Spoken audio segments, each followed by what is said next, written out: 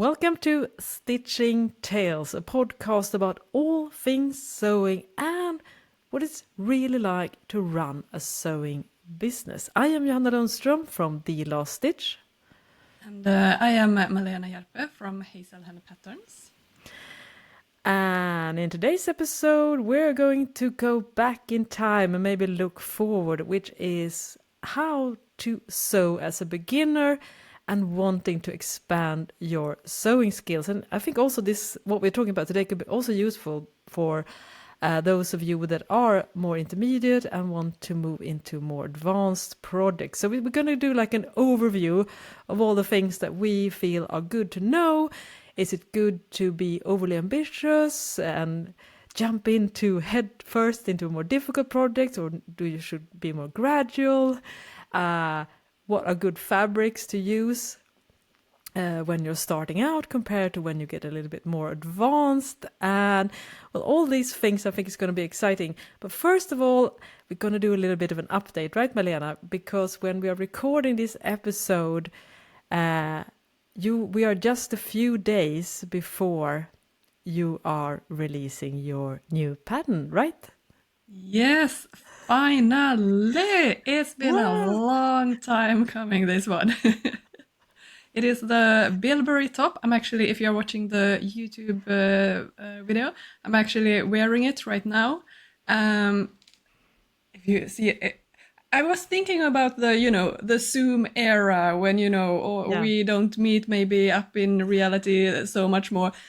This is a great top for when you're working from home. It has a nice details on the top, on the screen, so to say. Yeah. So it is, and this is maybe not a beginner pattern. It's more the next level pattern. If you wanna, if you feel confident beginner, then this is a great pattern for you, I would say. It's for jersey fabric. It has like an open neckline, so it has a little bit of like a color detailing here. It has a pleat also in the front. I'm not gonna stand up now.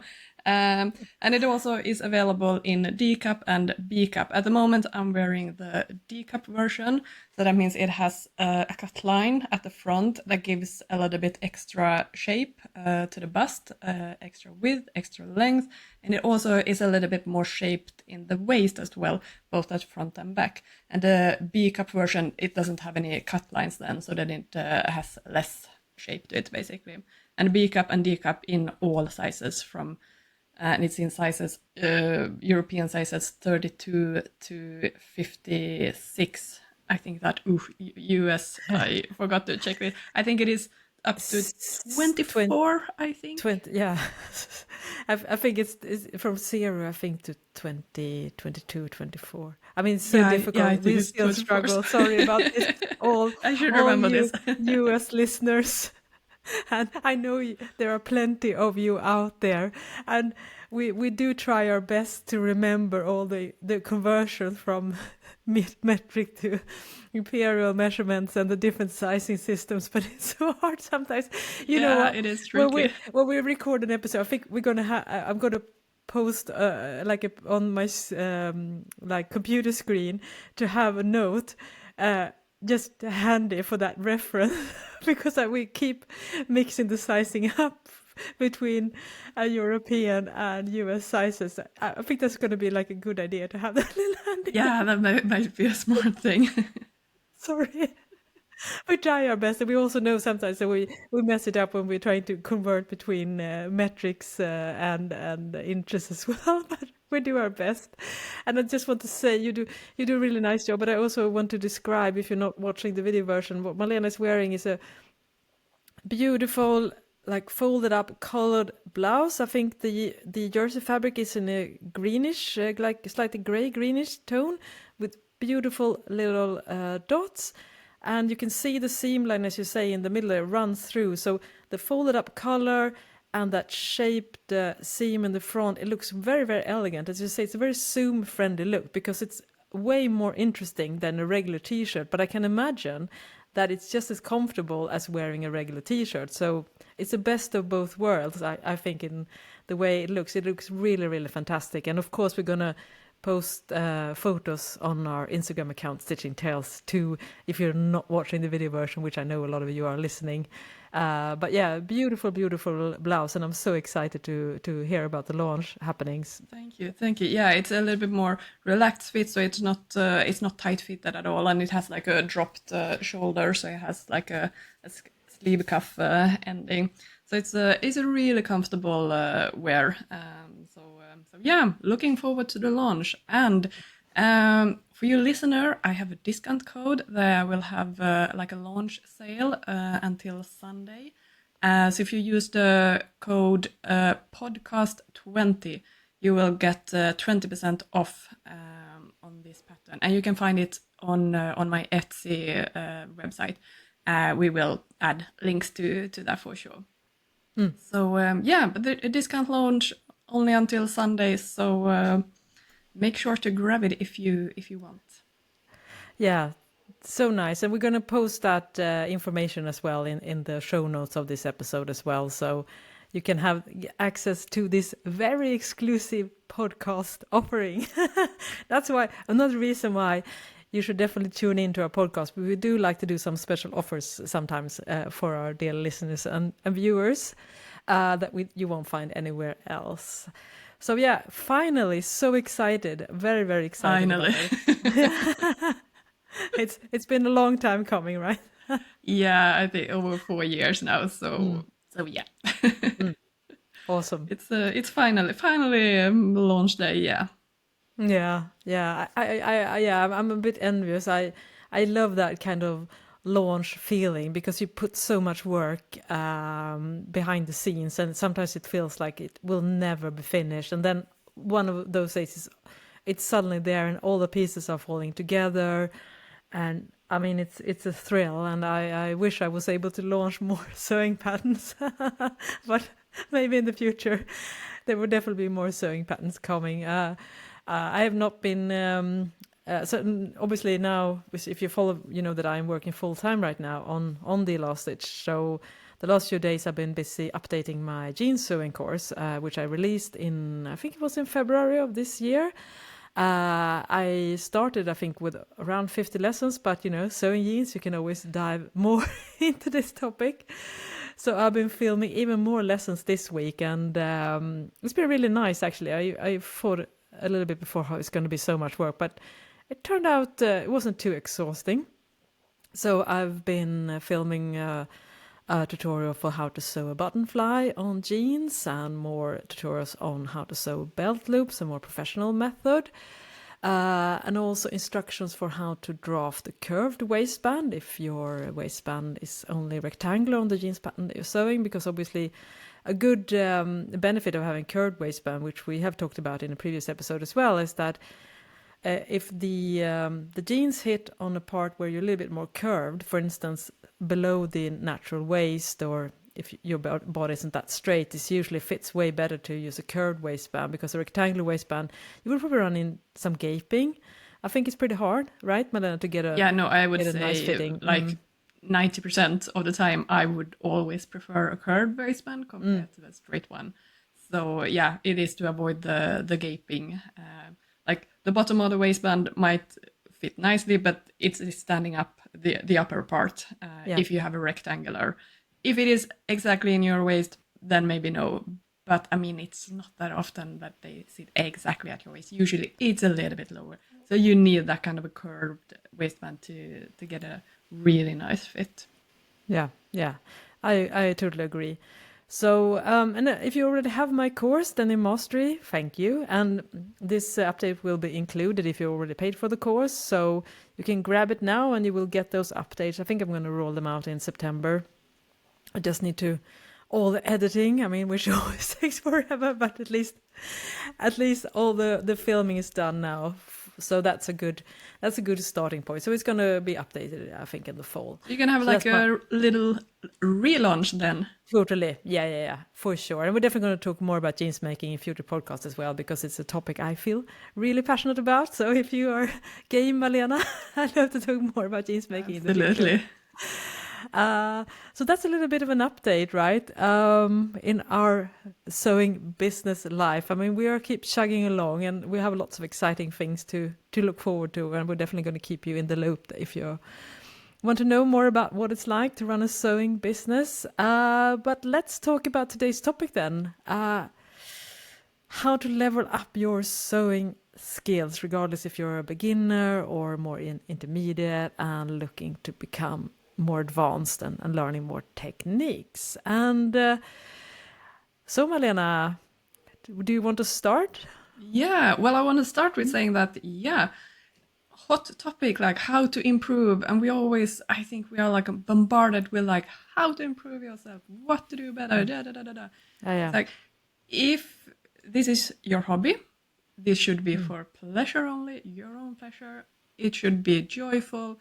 If you don't want to change anything, don't. You can stay in your lane, in your comfort zone, 100%. Do whatever feels right to you. Some people, here is like knowing yourself a little bit, like what triggers you in the positive way. Is it like problem solving? Is it advancing things? Or if it is perfecting what you already know? Like, you choose obviously yourself what you want, how you want to do. It's your hobby. So just want to throw that out there. Like, no pressure to you have to advance. Like, no, you can do absolutely whatever you want to do. If it is your hobby, it should be just enjoyable for yourself. But of course, we have a couple of tips. Of course. Of course. Because we know a lot of you are also ambitious and curious, and I think that's one of the point as well. It's not, as you say, Malena, we shouldn't put too much pressure on ourselves and having to feel, oh, we have to be our best selves in everything. I mean, scrap that mindset. Honestly, I'm so sick of it, and I think we're definitely going to reevaluate those kind of sayings. I'm totally with you, but of course, sometimes we do want to discover new things and try out new techniques and perhaps figure out better ways of doing things. So it's not bad to be curious. I would say it's more to be curious, right? Yeah. Exactly. That's probably the mindset that we should have. And also, do not be afraid of failing, or at least things were not working out, because as we're definitely going to talk about in this episode, there's a lot of benefits of trying out things that doesn't work out the way you wanted it to. And I think we all have those stories to share as well. So where do we going to start on this? Yeah, well, I mean, the basic, a little bit boring, but know your machines, or machine, if you have one. You have to know how to rethread it, all the settings. Maybe look in that instruction book, like the manual, because all machines are different. Just because you know one type of machine, the other one might be a little bit different. So yeah, super boring advice, but you kind of need to know your equipment to be able to handle them correctly. And you don't have to rethread an overlocker from scratch. If you are using a different color, you can there are tips and tricks here how to do it. Like, tie them with the new, cut off the old thread, tie the new thread to the old thread, and just pull it through the machine. Things like that. Like, you don't have to do it from scratch every single time. But know your equipment. I would say that's the first recommendation.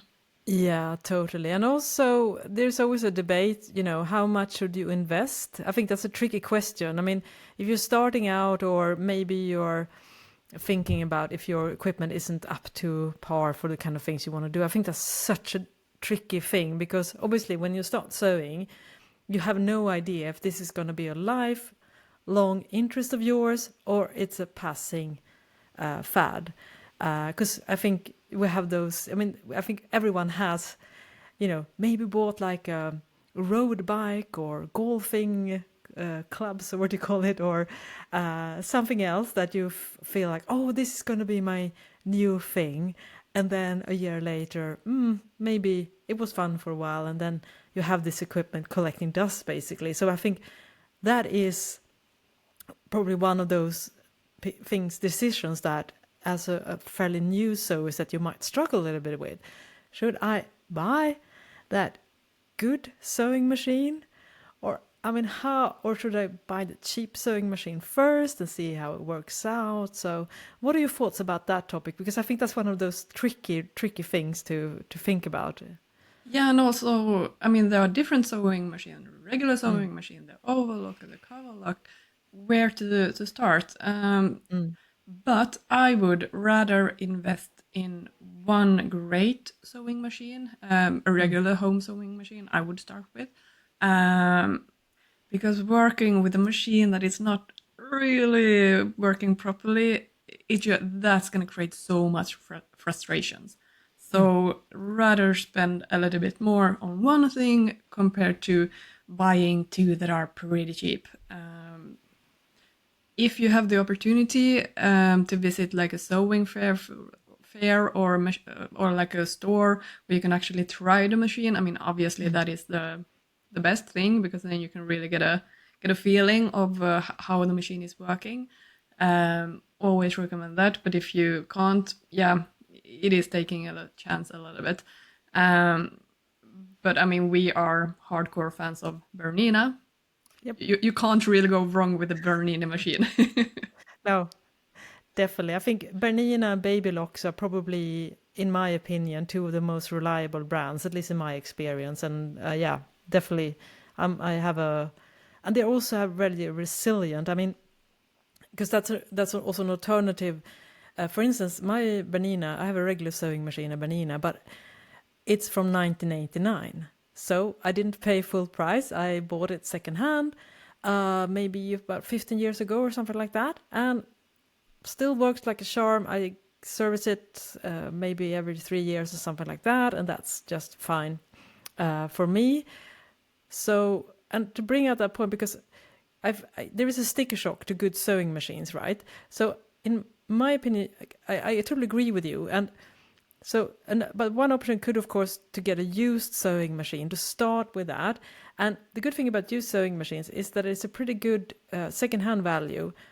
So there isn't much, if you buy a second-hand sewing machine and you realize that you want to upgrade or sell it to a more advanced machine, selling it, you would usually get back the money, which is a real nice thing. And actually, my Bernina 1230 from 89, when I last serviced it, the mechanic said that it was actually more valuable now than when I paid for it, back in, I think, 2010. So it's actually increased in value, which is a great thing. And another thing, of course, getting, for instance, a new Bernina, it comes with a price tag. But I would also argue that if you realize that sewing isn't for you, which not that I understand that mindset, but I'm sure it can happen. It can happen. We all have a different things that we enjoy. Again, a good quality sewing machine will have a much better second-hand value than a cheap sewing machine if you get a new one, which or no name or or the lower end of some of these sewing machine brands. So if you have the money, it's probably, I would say, generally speaking, it's go for quality. I mean, buy the best you can afford. That's probably the best advice, I think. Yeah, Because and you really don't need, when it comes to machines, like, you don't need the latest version at all. No. Like the sewing machine that we used in school that I was taught on, they were Beninas, but they didn't have like this electronical display or anything. They were like literally like, not screw, but what do you call it? Like things that you increase like the a knob, length like and knob, width. I think Yeah, it's knobs called. that you turn Yeah, to increase the length exactly. of the stitch or the width, if you were sewing straight or zigzag. And you had like a couple of different like fancy stitches. You can do so much with those. Usually when you have like more fancy machine, like 90% of those flashy things, you're not going to use it anyway. So you can really like do the most basic kind of a machine. You get so far with that, as long as it's good quality, like it doesn't mess up the threads and those kind of things. So yeah, it is a good thing to invest, but you don't need to be flashy about it. Exactly. Yeah, I agree with you. And I think what we'll also talk about is the fact that, the machines that are specialized in one thing are, usually the best one. So for instance, maybe your sewing machine has a lot of, your regular sewing machine has a lot of, stitches, more advanced stitches for sewing with knits. When you eventually, having a serger overlocker is going to be a better option than sewing knits with a regular sewing machine, especially if you're working with stretch and knit. So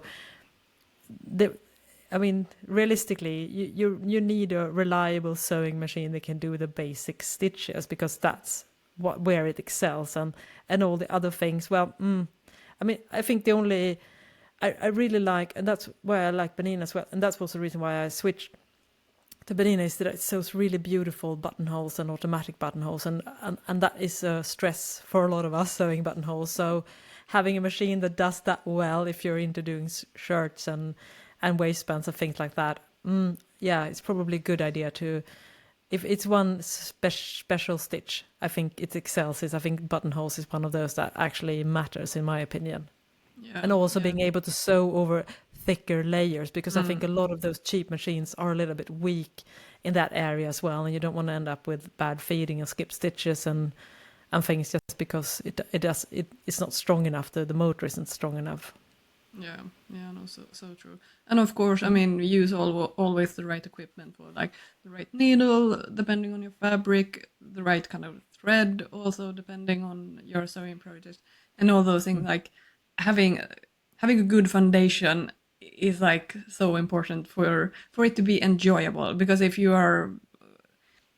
it is a hassle to just sew a regular seam, it's not going to be enjoyable, unfortunately. Yeah. So I would say there, start with the basic, learn your machine, learn your equipment, basically.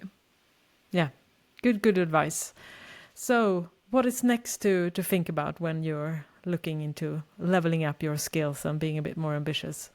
Well, I think, starting with realistic expectations, start with beginner-friendly both patterns and fabrics. Because if you are jumping into the deep end your first time, it is going to be tricky. It is going to be overwhelming. It is going to be, tough. So start with easy projects. It doesn't have to be like a duvet cover, tote bag, those kind of things. Tote bag, I would find kind of enjoyable to sew. I would, no, I would stop sewing if I started with a duvet cover. That to me is boring. I don't want to do that. So no, obviously you need to start with a project that you are going to enjoy the end result of as well. Totally. We, of course, enjoy our knitted fabrics. So if you want to try knitted fabric, start with maybe a little bit sturdier fabric, like cotton, maybe 96% cotton, 4% elastin, lycra in it. That's a really good, like, stable first, like, so versatile fabric as well. But it is pretty easy to work with, because it has that, since it has elastin on it, it has better recovery, easier to work with. And start with a t-shirt. Maybe also a more simple fit. Usually, like for t-shirts, a tight fitted or an oversized fitted are a little bit easier to fit. Those kind of relaxed fit, then you have no room to hide your fitting errors, so to speak. If it is really tight, it's a little bit easier to get away if there are any fitting issues. And if it's oversized, it's again also a little bit relaxed fit, like, you get by with, if it's not supposed to be figure tight anyway, you know what I mean? Like, it's a little bit, if you have an easier fit project, you're not going to have to think about the fit that much. So you can just focus on the sewing from the beginning. So that would say, start with easy project. And for woven, 100% cotton, linen fabric, those are usually really nice fabric to sew with. And again, start with a suitable pattern for that, like a pull-on trouser that has elastic in the waist, or a more relaxed fitted upper garment. Like, start with both, should be easy to work with, both the pattern and the fabric. Absolutely, yeah. So I think skipping a complex waistband and complex pocket solutions when you're making a pair of pants, and also maybe not go for the collar and the collar stand and the placket and the buttonhole for your first project. And there are lots of nice woven, I guess you could call them almost like woven t-shirts that are quite a little bit, as you say, also a little bit oversized.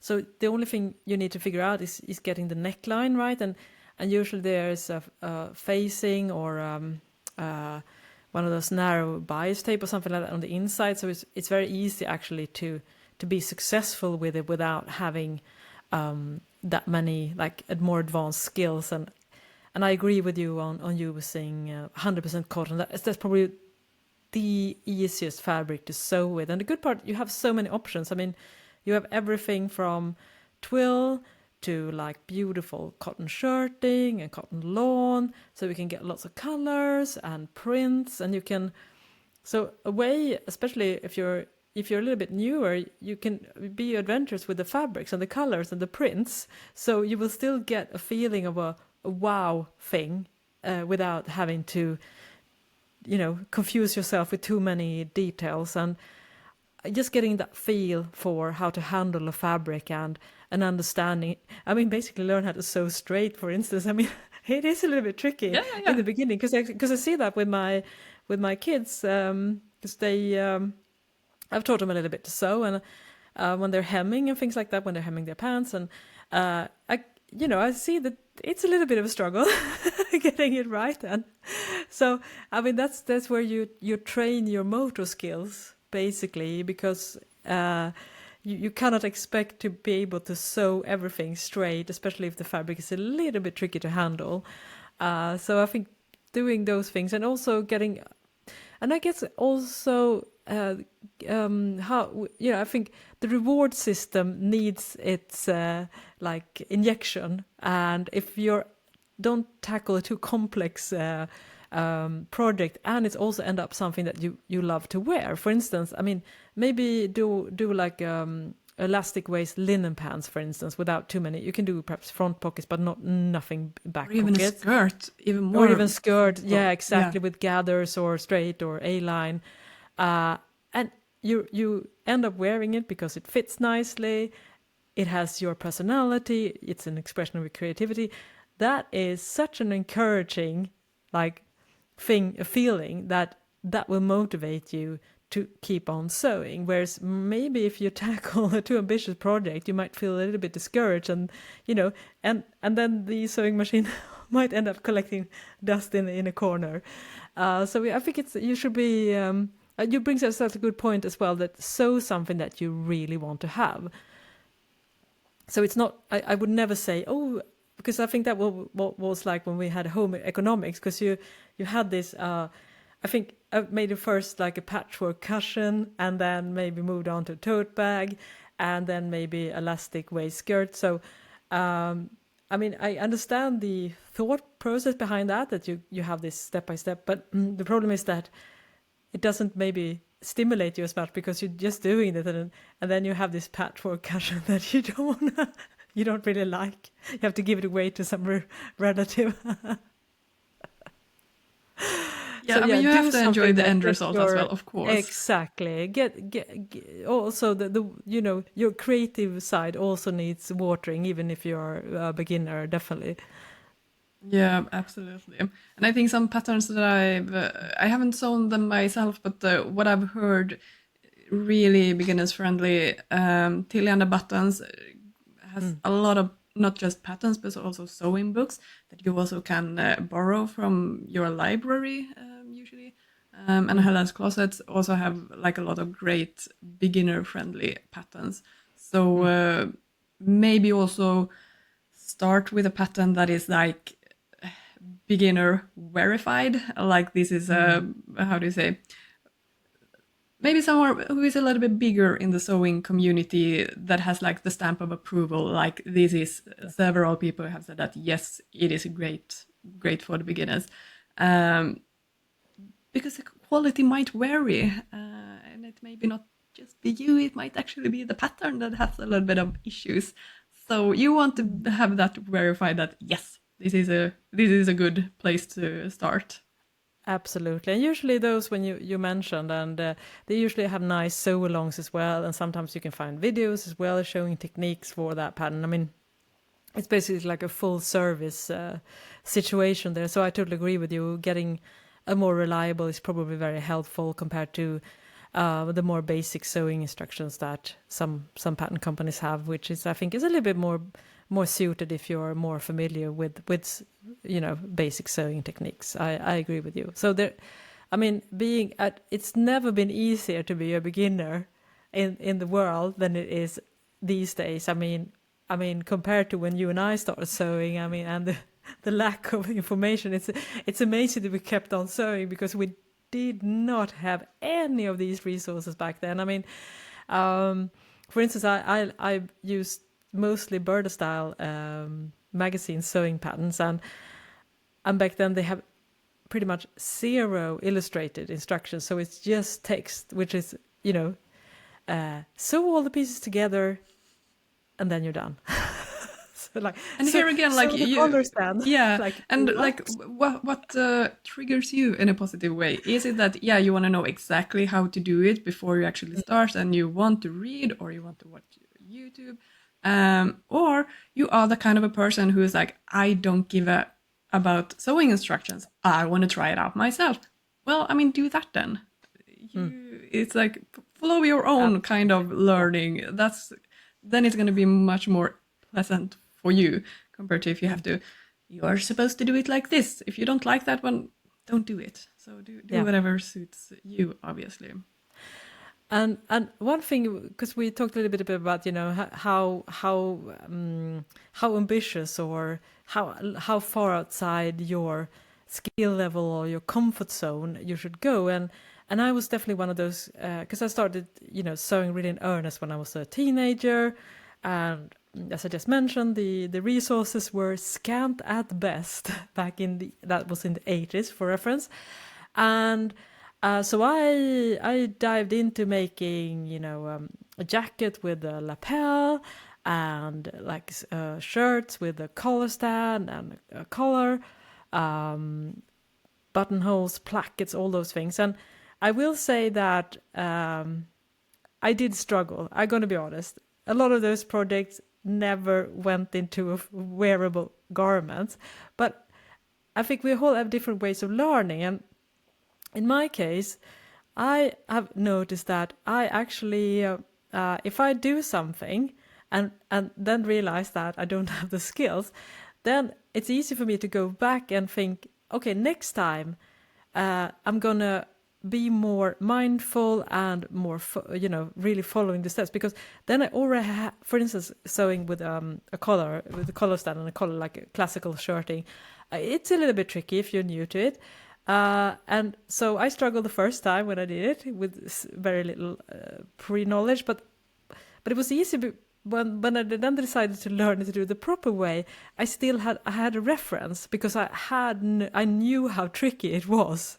So in a way, it was actually helpful that I had a few less than successful projects for my learning, because I could have that previous experience and know how not to do it, and then be more keen to learn how to do it. Yeah, and I mean, sometimes ignorance is a bliss. Like, Yeah. it could go well as well, and probably learn a lot by trying out different things and finding out new techniques and whatnot. So, I mean, if you are ambitious and just want to try, I mean, go for it, absolutely. Absolutely, yeah.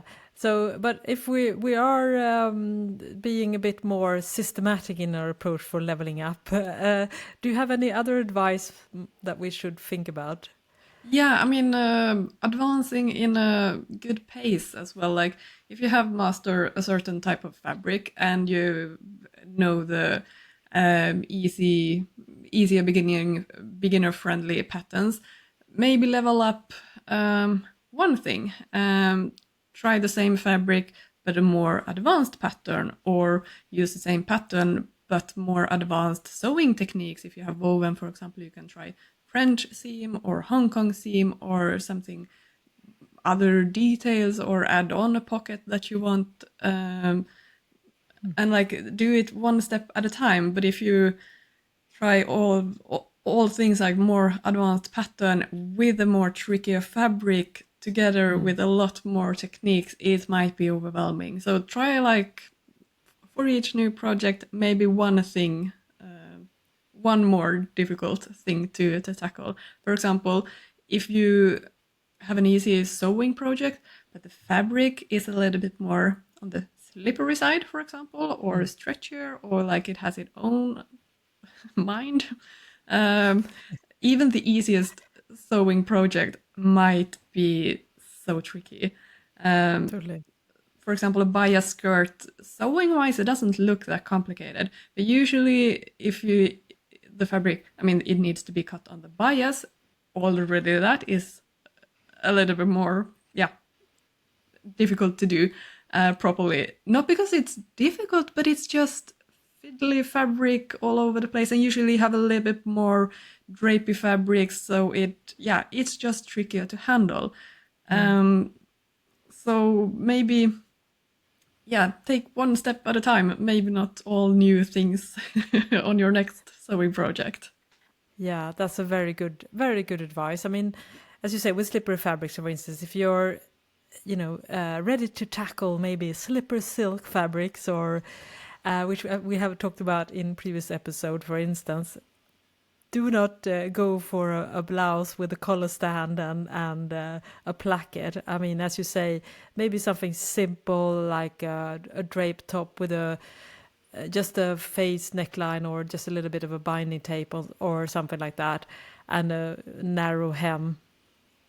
It's as you say, it's so tricky just to handle the fabric. The same goes for bias skirt as well. I mean, the kind of fabric also that grows just by you looking at it, which is also the thing that happens when you cut on a bias, because you get wonderful drape, wonderful stretch, which is wonderful and also super annoying because the benefits of that kind of cut is also the massive drawbacks. So for instance, the skirt, getting the hem even, for instance, when you grow, you should let it hang and then hem it, for instance. And it's the same with if you're cutting a blouse on a bias as well, you might get a little bit of slanted hem unless you're careful. So definitely start with the bias easiest cutted project. garment. They might look simple, but it is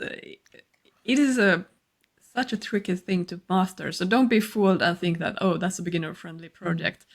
No, that's kind of advanced.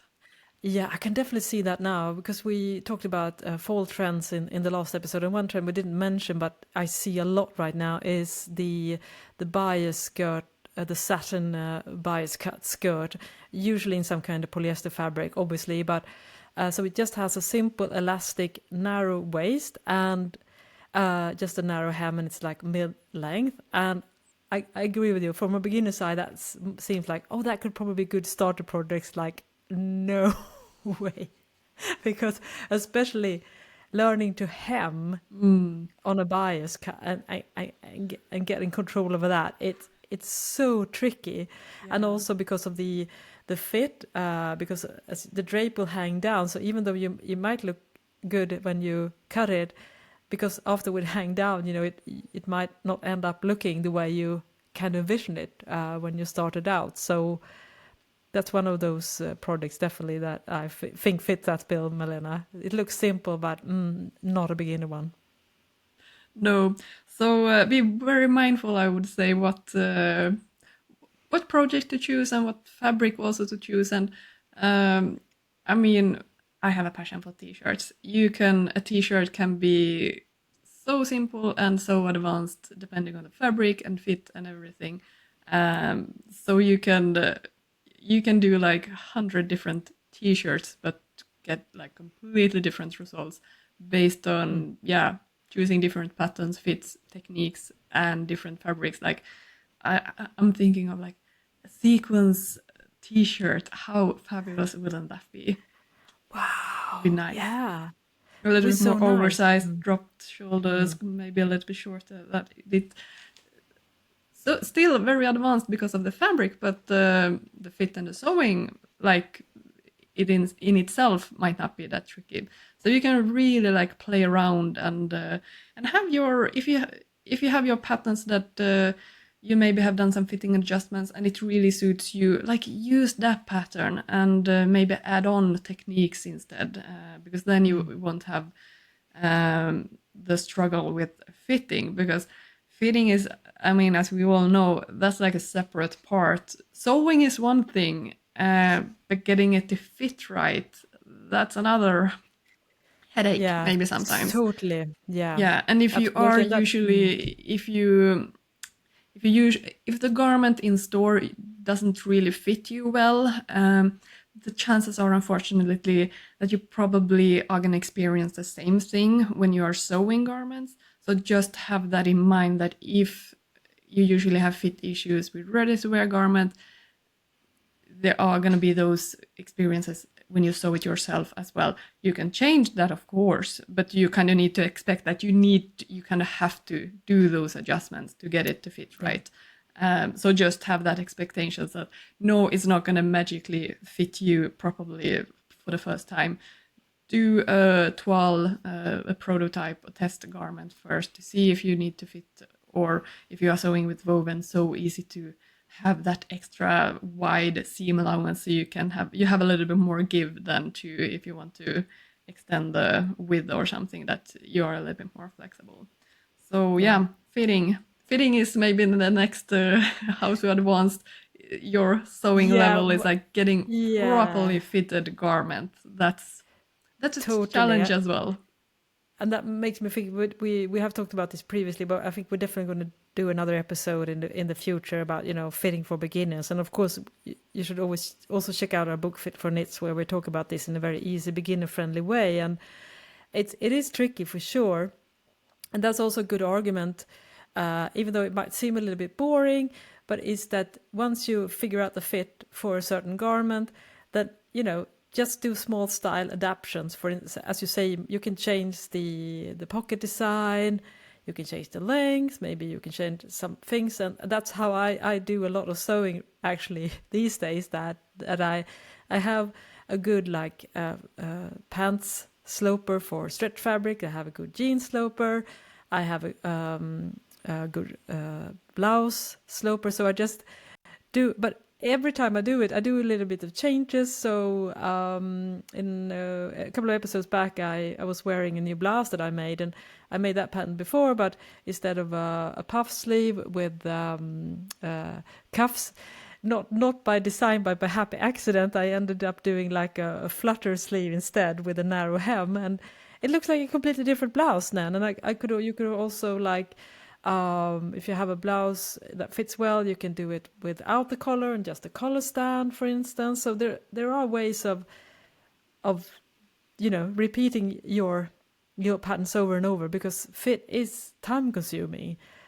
Yeah, it is. So Yeah, and spend a lot of time on it. It's a good way of being able to repeat a successful pattern over and over once you figure it out. yeah, and do, this is again boring tip, but yeah, do that prototype, do that test garment, and if it is techniques that are new, do it on scrap pieces of fabric, so you can actually practice on, if you have a welt pocket, jet pocket, whatever, buttonholes, whatever, do it first on scrap fabric, so you can actually practice how you are going to do it, so you don't end up ruining a fine garment, but just because of the sewing technique, technical details, it's not going to be able to, you're not going to be able to wear it. So practice before going on to the real garment. I know it's the most boring thing ever. The most For boring me, thing. I hate to do those kind of things, but yeah, if it is tricky, it is worth it. And what I always do, even today, like I always test sew my machine with the same amount of layers of fabric that I'm going to use with the right fabric. I have always some scrap pieces, them like always laying like there when I do the project. I always, before I start sewing anything, I always try my machine first. You never know what's like if you put away your machine, and I have done these mistakes too often. And isn't it funny, whenever like I do test 95% of the time, 5% I don't do it. And it's always those 5% that something happens. Always. Yeah, Like, no. Always, I what are don't the know what it is. chances? It's, Come on. yeah, So it's the, annoying. is it that the Murphy's Law or Yeah, something like that? exactly. If it I'm can strongly go, believer in that. yeah, it will. If it Yeah, can't so go wrong, it will. Yeah. always try your machine. It's better to mess up on a scrap piece of fabric Yeah, this compared is to a real usually it garment. was a weird oversight. Like maybe you did something wrong with the threading, or the thread jumped out. It's just such a Yeah. weird thing. I agree with you. It's so easy. You always get overconfident with those things, but I mean, yeah, sample, sample, sample.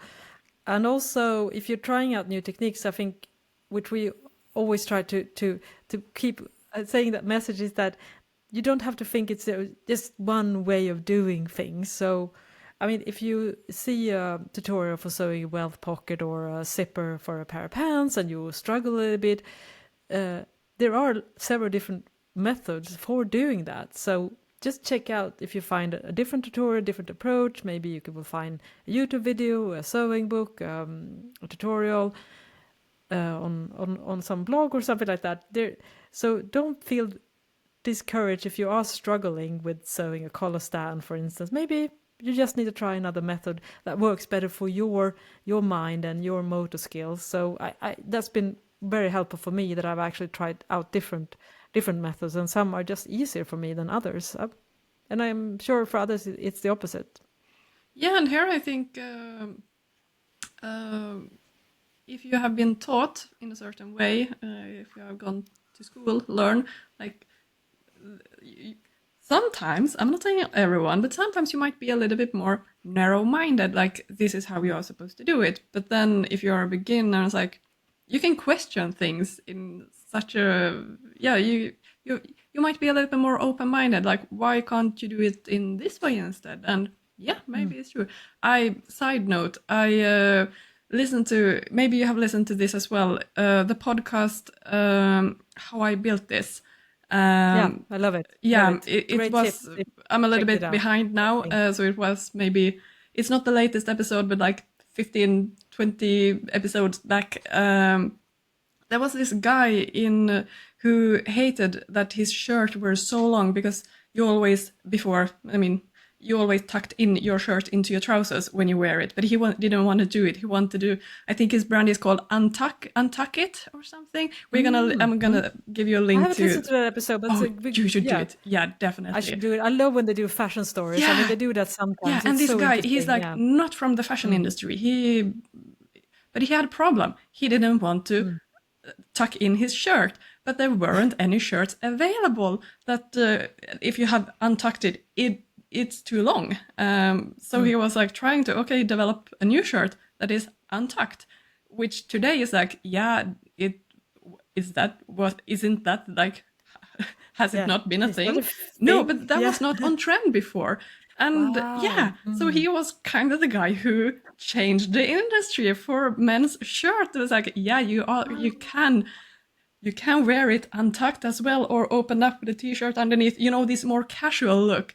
It was such a Mm, fascinating episode from a guy who was not in the industry, and he struggled. He had to fight with the manufacturer to actually make this kind of a shirt, because that kind of shirt is much shorter than.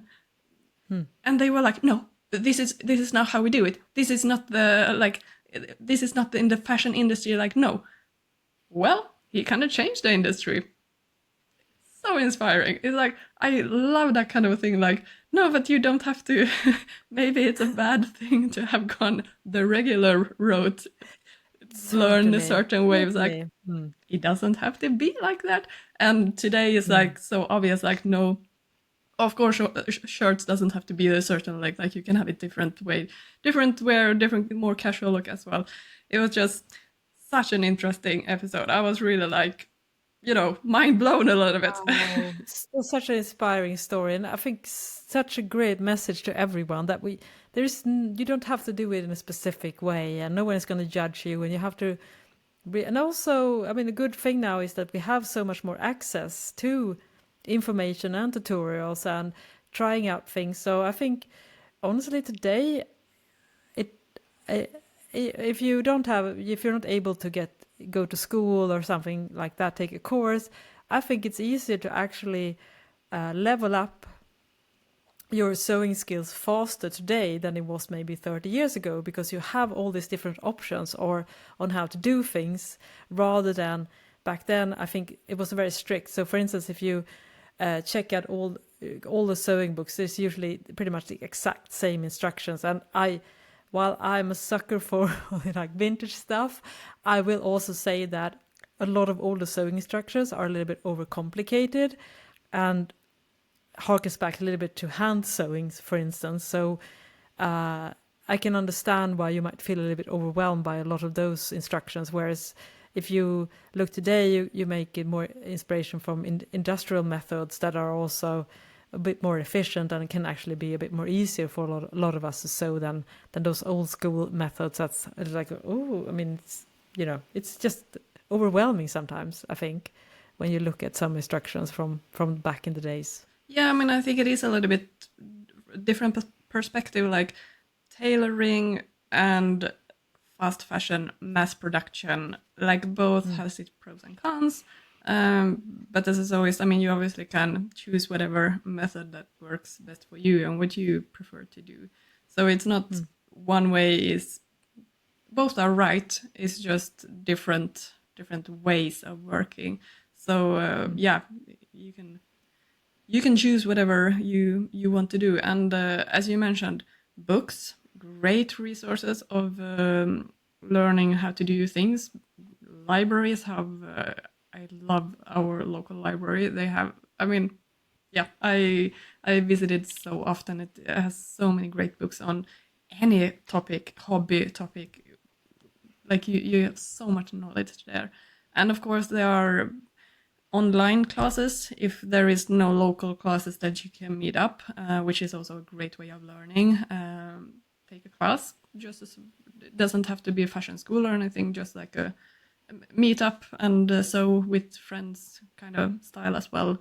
But classes, of course, that's a classic way of learning new things, of course.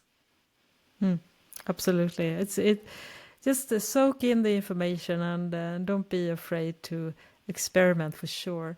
Do you have some other suggestions, Malena, for leveling up your skills? No, but don't be afraid to try. I mean, the worst thing that can happen is that you fail. Hopefully you learn something. But I mean, that's it. You lost maybe some material that you're not going to be able to use. But I mean, it's not the end of the world. You can try it. You can try it again. And it is so much fun to, when you actually come to like, not realize, but when you can handle a new technique or something, it is so much fun to do. It's so much fun. Yeah. It's addictive almost. I think that's probably one of the reasons, because I thought a lot about that. Why?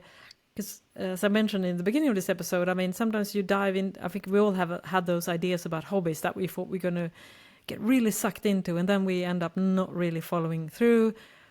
But both you and I, we have been sewing steadily since we were kids, basically, which is fascinating. And I think that's probably one of the reasons why I love sewing, is the fact that you're always able to learn new things and expand your skills and try out new things. There are always different ways of expressing your creativity, and there's a technical component to it, and there's a creative component, and those things that are so nice that they really go together. And that's probably why, because I feel like I have so much to learn, and every year I learn new stuff, and I find different ways of doing things that I didn't think about. And that's also the nice thing about sewing similar things over and over again. Maybe it's a little bit boring, but that's practice is such an important way of getting better at. So it's just not, finding the right tutorial or having things like that, the right fabric.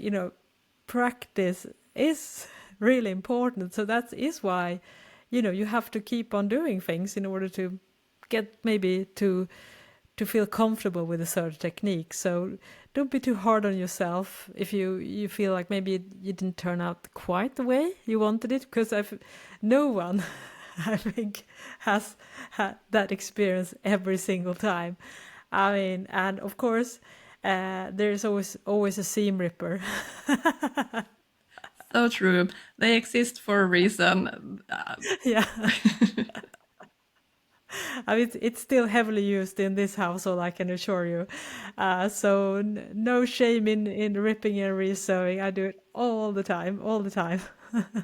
Yeah, no, of course. And I think your pattern, when you create a pattern, you aim for, I mean, they are beginner friendly, I would say, because you have such detailed instructions on every single step, so a beginner could sew them. But you aim for a little bit more intermediate, advanced Yeah, sewist, right? Because you have quite a lot right. of no, you have details, more detailed Yeah, I have patterns. details. Yeah. Exactly. So, if you're not familiar with my patterns, I make garment patterns made for knit fabrics, so far only knit fabrics. And what I do is just to say, I always had a little bit more complicated details, for instance, color, different sleeve solutions, maybe a gathered sleeve or pockets, darts on the On your pants, leggings, for even though they're example, made they for have knits. more And detailed also pockets. the And, leggings as well. They have pockets included in the waistband, so using either a zipper or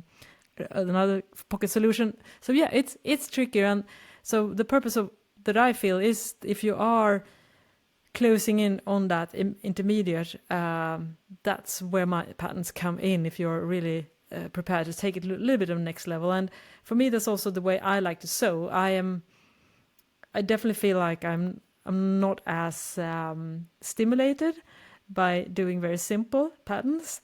For me to get my reward system going, I like to tackle slightly more intricate details. So that's how I approach my patterns as well. I mean, the most thing is that I want them to look really good, but secondly, I also want them to encourage you as a sewer to try out a few more techniques, and that you will not just get a beautiful garment, but also feel like you maybe learned a few new techniques when it comes to sewing with knits. So, and how do you feel about your pads, Malena? What's your thought process on the target audience and what you want to deliver?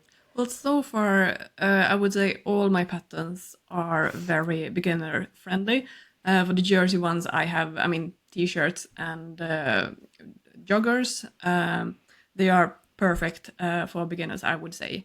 And I also have the Malva t-shirt that you get for free if you sign up to my newsletter. So that is also a great, I mean, short sleeve t-shirt, super quick, easy make.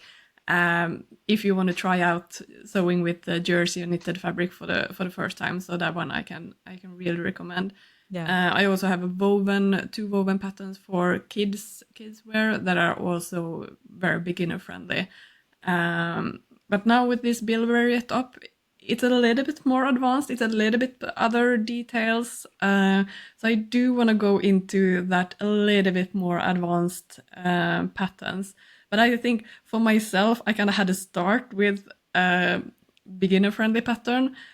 Not that the patterns, no problems for me since I'm a professional pattern maker. This is what I do for a living. But just, for myself, the sewing instructions and all those, like how to do those in a clear way. I kind of had to start from the beginning as well, creating them before I moved on to the more advanced things.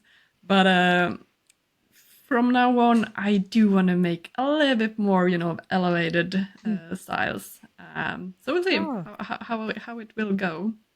Yes, that's really interesting. So we are, I think you're doing the journey along with the people that make your garments. So you can start with the easy one, and as you do more elevated garments, they can also elevate their sewing skills. So I think that's a really good way of approaching it. And I think one of the things that I think both you and I enjoy and what you've done with the BILBERRY top is that you elevate the style, but it's still easy to sew. Yeah, So technically, it is technically, kind of, I mean, more or less the same difficulty as sewing a regular t-shirt. A couple of other steps as well, but it's not like it's difficult technique or something. It is very straightforward sewing. But yeah, you might need to read the instructions to actually know which step like to follow, because it is a little bit different style compared to just a regular t-shirt. And if you want to just sew regular t-shirt, that is fine as well. Do whatever makes you happy, of course. Yeah, totally. All right then. I think we covered pretty good. Maybe we should do a follow-up episode. Maybe you have even more ideas that we could talk about. And of course, if you're listeners and have more questions regarding this, we would love to know. You can either email us at stitchingtalespod@gmail.com, over our Instagram account, Stitching Tales Pod, or a YouTube channel, again, Stitching Tales Pod. So we'd love to hear more. And do you have any great beginner tips or things that you have found useful when it comes to like level up your sewing and learning new skills? Hopefully we encourage you to try out some new things, and it's always a good reminder to remind ourselves as well a good way of approaching sewing. I sometimes feel that when we talk that I'm actually talking to myself a lot of the time, things that I need to remember. Yeah. This is, of course, also our therapy session. So yes. Yeah.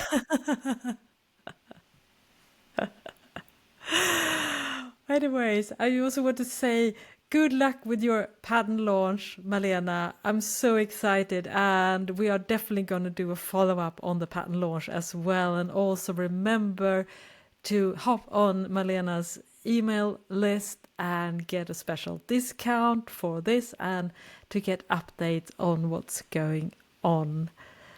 Thank you. Fingers crossed this will be done.